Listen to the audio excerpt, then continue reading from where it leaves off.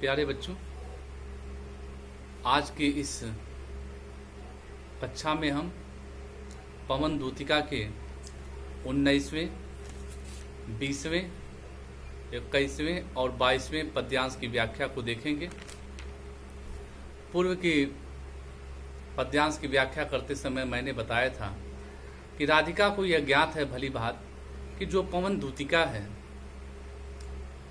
उसका उसने मानवीकरण किया है, अर्थात वह पवन दूतिका जो है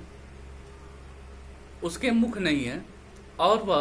वो भली बात जानती है कि यह हमारी पीड़ा को कैसे जाके श्री कृष्ण को बताती है, तो उसे यह बताने का प्रयास करती है कि तुम हे पवन, तुम कुशाग्र बुद्धि की हो और मैं जानती हूं कि तुम मेरी समस्त पीड़ाओं को बता सकती हो। तो आज देखिए, जो प्यारे मंजू उपवन या वाटिका में खड़े हो, छिद्रों में जो क्वणित करना, क्वणित करने का मतलब कंपन करने से, ध्वनि करने से, वेणु सा कीचकों को, वेणु मतलब बांसुरी और कीचक मतलब बांस, यो होवेगी सुरति मतलब स्मरण से है उनको सर्व गोपांगना की, जो है बंसी श्रवण रुचि से दीर्घ उत्कंठ होती। कहते हैं हे दूतिका, यदि मेरे प्रियतम किसी सुंदर उपवन या बगीचे में खड़े हो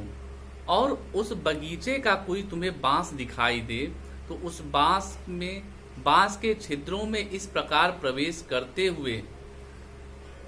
ऐसी ध्वनि को बजाना कि उन्हें अपनी बांसुरी की याद आ जाए, और उन्हें इतना ही नहीं, बांसुरी के जैसे बजाना उसे, जिससे उन्हें सर्व गोपांगना यानी सभी गोपियों का स्मरण हो जाएगा कि किस प्रकार उनकी बांसुरी को रुचि पूर्वक वह जो है उत्कंठा के साथ, व्याकुलता के साथ सुनने के लिए सदैव लालाई रहती थी। आगे देखना, लाके फूले कमल दल को श्याम के सामने ही थोड़ा थोड़ा विपुल जल में व्यग्र हो डुबाना, यो देना ए भगनी जतला एक अंबुज नेत्रा, कमल के समान नेत्र वाले आंखों को विरह विदरा वारी में बोरती है। कहती है हे सखी, श्री कृष्ण के सामने अगर श्री कृष्ण बैठे हो तो किसी खिले हुए कमल पुष्प के दल को श्री कृष्ण के सम्मुख इस प्रकार ले आकर उसे किसी विशाल जल में व्यग्रता के साथ, व्याकुलता के साथ डुबाना, और उन्हें यह बताने का प्रयास करना कि हे बहिन, ऐ बहिन, भगनी यानी अर्थात ऐ बहिन, यह बताने का प्रयास करना कि उनके वियोग में एक कमल नेत्रणी अर्थात राधिका जो है कैसे उनके विरह में व्याकुल होकर अपने नेत्रों में सदैव अश्रुपूर्ण रखती है। धीरे लाना वहन करके नीप का पुष्प कोई, नीप का पुष्प से तात्पर्य है कदम्ब के पुष्प से है, और प्यारे के चपल दृग का तात्पर्य चंचल नेत्रों के सामने डाल देना, ऐसे देना प्रकट दिखला नित्य आशंकिता हो, कैसी होती विरह वश मैं नित्य रोमांचिता हूं। कहते हे सखी, यदि श्री कृष्ण किसी कदम्ब के वृक्ष के नीचे बैठे हों तो हे बहन, उस कदम्ब के पुष्प को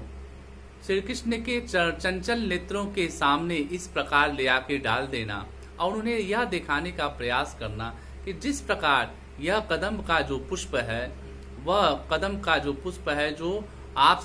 जो मिलने के लिए श्री कृष्ण से आशंकित है, वैसे ही श्री कृष्ण के वियोग में प्रतिदिन राधिका भी जो है रोमांचित रहती है कि कब उसका श्री कृष्ण से मिलना होगा। प्यारे बच्चों, तुम्हें बता दें कि श्री कृष्ण की जो लीलाएं हैं वह कदम्ब के पुष्प के, कदम्ब के वृक्ष पे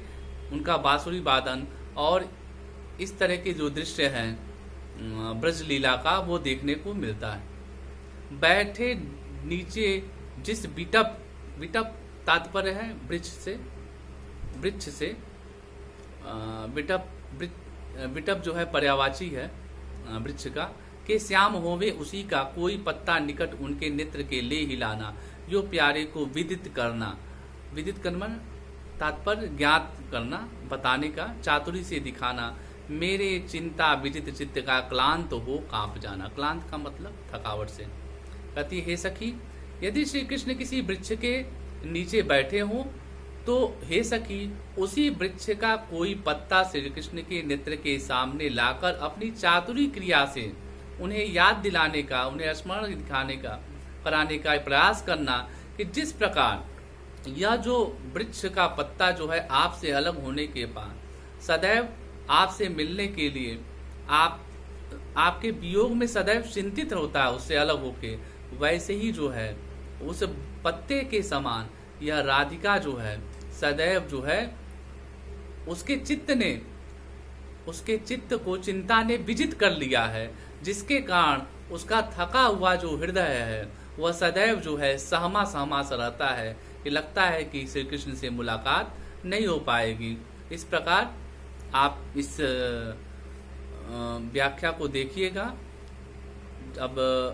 ज़्यादा नहीं बचा है, 4 और बचा है जिसको व्याख्या कर दी जाएगी। आपसे यही अनुरोध है कि आप अधिक से अधिक इसको पढ़ें और देखने के लिए इसको लिंक को ओपन करें और सब्सक्राइब करें। इसमें जो है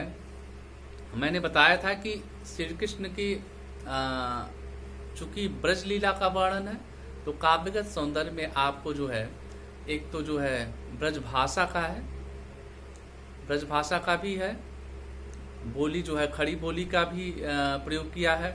हरिओत जी ने, साथ ही साथ अमिधा लक्षणा शब्द शक्ति का प्रयोग किया है। कहीं कहीं काव्य में उपमा रूपक अलंकार भी मिल जाते हैं और गुण जो है प्रसाद गुण है, कहीं कहीं माधुर्य भी दिखाई देगा आपको। तो इस प्रकार इसकी व्याख्या कर लीजिए। चूंकि अब जो प्रश्न आते हैं वह पद्यांश दिया रहता है और उसी में से 5 क्वेश्चन करने रहते हैं जो जिसका उत्तर उसी में दिया रहता है। तो लेकिन क्वेश्चन को सही तरीके से हल करने के लिए उसको जो है पढ़ना, एक एक बारीकियों से अध्ययन करना आवश्यक है। धन्यवाद।